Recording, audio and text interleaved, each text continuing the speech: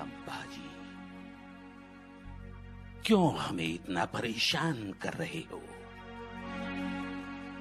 आखिर इसके बदले में तुम्हें भी कुछ मिलने वाला है। ये बात तुम समझते क्यों नहीं? वैसे भी आज नहीं तो कल तुम्हें हमारी बात माननी ही पड़ेगी, क्योंकि हम आलमगीर हैं। जहां पना खुद के बाप को पकड़ने वालों को आलमगीर नहीं पीदरगीर कहते हैं। वैसे भी अगर आपकी याददाश्त अच्छी हो तो आप यह जरूर जानते होंगे कि जब मैं 9 साल का था तब मेरे पिताजी के साथ आपकी दारुखे सल्तनत से भाग गया था। आप हमें पकड़ नहीं सके, इसलिए कम से कम हमारे सामने खुद को आलमगीर ना कहे तो ही अच्छा है, नहीं तो ये दुनिया में आपकी शेखी फिजूल हो जाएगी। खामोश!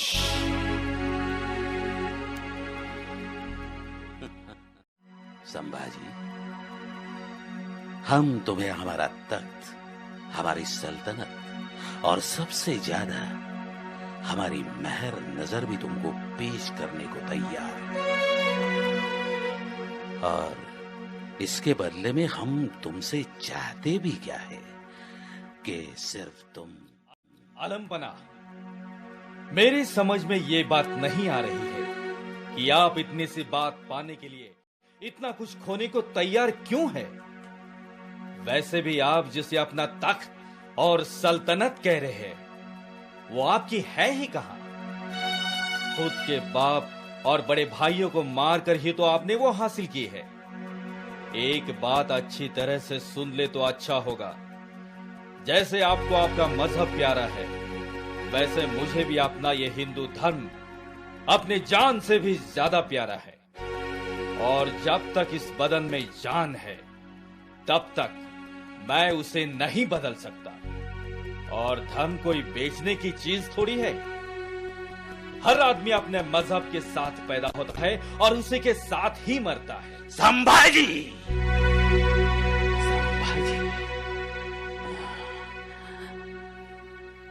हम तो समझ रहे थे कि तुम बहुत अक्लमंद हो, लेकिन शायद हम गलत थे। वैसे भी लाखों के भूत बातों से नहीं मानते।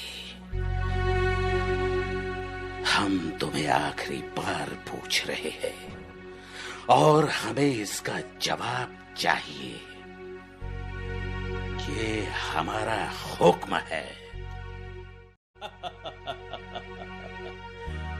धर्म कवी कलश, काय विचार आहे तुमचा? तुमच्या मधल्या शीघ्र कवीला याच्यावरती एखादं कवन सुचतंय का? आणि सुचत असेल तर आम्हाला जरूर ऐकवा। यावन रावण की सभा शंभू बंध्यो बजरंग, लहू लसत सिंदूर सम खूब खेल्यो रणरंग, जो रवि छवि दिखत ही खद्योत होत बदरंग, त्यो तव तेज निहार के तख्त त्याजो औरंग। खामोश! क्या बक रहा है ये? आलमपना, बताओ क्या बक रहा है ये? आलमपना, आलमपना, वो कह रहा है कि जैसे रामायण में रावण के दरबार में हनुमान को पकड़ के लाया गया था, वैसे संभाजी को आज आपके दरबार में लाया गया है। जिस तरह सिंदूर लगाया हुआ हनुमान लाल दिखता है, वैसे संभाजी महाराज भी लड़ाई के मैदान से आए हुए और वो भी जख्मों से बहते हुए खून के कारण हनुमान जी की तरह दिख रहे हैं। जिस तरह आसमां में सूरज आते ही छोटे छोटे दिए बुझ जाते, वैसे ही संभाजी महाराज का तेज देखकर आप भी तख्त त्याग रहे हैं। ये हमारी बेइज्जती है। जबान काट दो इस हरामजादे की और खत्म कर दो इसे। और संभाजी, तुम्हारी जिंदगी और मौत अब तुम्हारे खुद के हाथों में है। इसमें से तुम जिसे चाहो वो तुम्हें मिल जाएगा। और ये औरंगजेब का वादा रहा। ले जाओ इन काफिरों को हमारे सामने से। संभाजी, संभाजी, आखिर तुम इतनी जिद क्यों कर रहे हो? शायद तुम्हें मालूम नहीं, पेशावर से तंजावर तक सिर्फ इस्लामी सल्तनत हो, यही आलमपना की जिंदगी की सबसे बड़ी ख्वाहिश है, और अल्लाह की करम से ये जरूर पूरी होगी। मैं थूकता हूं ऐसे तख्त और सल्तनत पे जो मुझे धर्म बदलने पर मजबूर करे।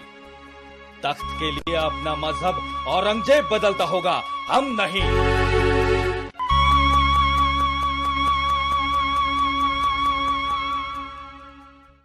ऐसी मौत दे दो कि आने वाली हर नस्ल की रूह कांप उठे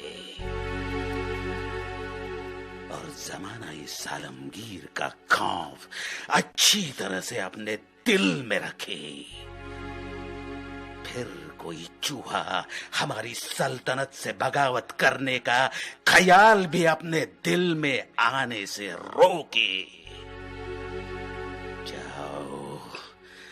जाओ, कुछ भी करो, आंखें निकालो, नाखून उखाड़ दो, उसकी चमड़ी उछाल दो, उंगलियां काट दो, बस वो अपना धर्म छोड़ देना चाहिए, धर्म छोड़ देना चाहिए। नैनम छिन्दन्ति शस्त्राणि नैनम दहति पावकः न चैनम क्लेद्यन्त्यापो न शोषयति मारुतः।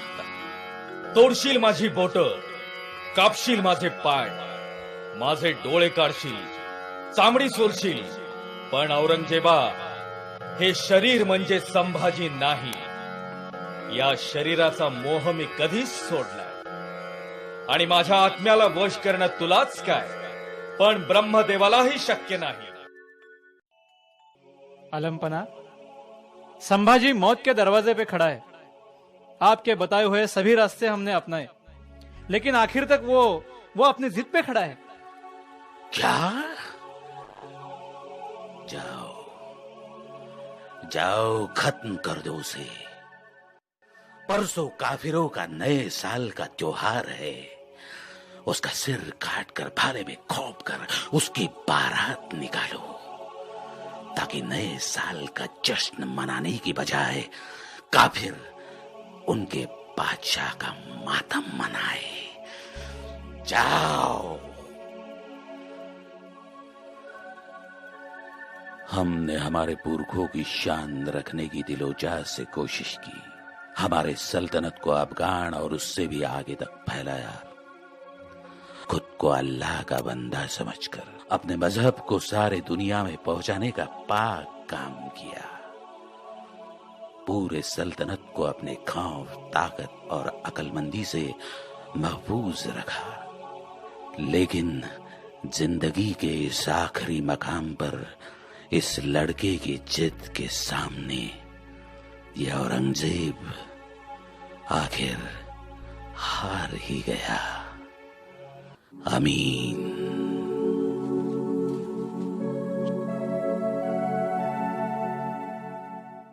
पण त्याचा परिणाम इतका विपरीत झाला की शिवाजी महाराजांनंतर झोपलेला हिंदूंचा स्वाभिमान उफाळून पुन्हा वर आला आणि या हिंदुस्थानच्या इतिहासात मोगलांची देखील सत्ता होती हे देखील लोक विसरून गेले।